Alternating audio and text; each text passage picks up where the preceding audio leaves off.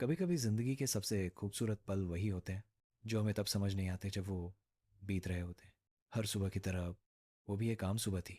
School की घंटी, बच्चों की हंसी, वही भीड़, वही शोर। पर उस दिन हवा में कुछ अलग था, जैसे किसी नई कहानी की शुरुआत होने वाली हो। और एक ऐसा लड़का जो अपने ही सुकून में जीता था। उसकी किताबें उसकी दुनिया थी, और खामोशी उसका साथी। वो बोलता कम था, पर उसकी आंखें बहुत कुछ कह जाती थी। फिर आई मीरा। उसकी हंसी में कुछ ऐसा था जो सीधा दिल तक पहुंचता था, जैसे सुबह की ठंडी धूप किसी बंद खिड़की से अंदर आ जाए। पहली बार जब उनकी नज़रें मिलीं तो वक्त जैसे थम सा गया। ना कोई शब्द, ना कोई इकरार, बस एक नज़र, और दिल की धड़कनें बदल गईं। वो उसके पास आकर बैठी, और आरव के लिए वो पल किसी कविता जैसा था। जैसे जिंदगी ने उसकी अधूरी कहानी में नया अध्याय जोड़ दिया हो। लंच ब्रेक में सब हंस रहे थे, खेल रहे थे, पर आरव की नज़रें सिर्फ एक जगह टिक गई थी, मीरा पर। वो बादल बना रही थी अपनी नोटबुक में, पर शायद उसके दिल में किसी का नाम लिखा था।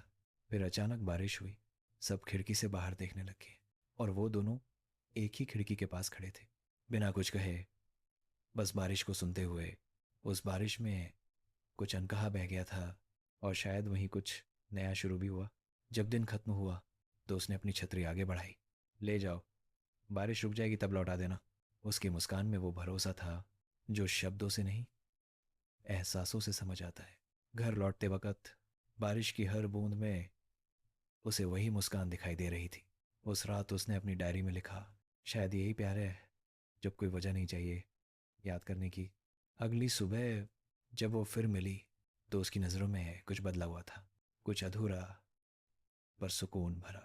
कभी कभी प्यार की शुरुआत किसी बड़े इकरार से नहीं होती, बस एक मुस्कान काफ़ी होती है जो ज़िंदगी भर याद रह जाए।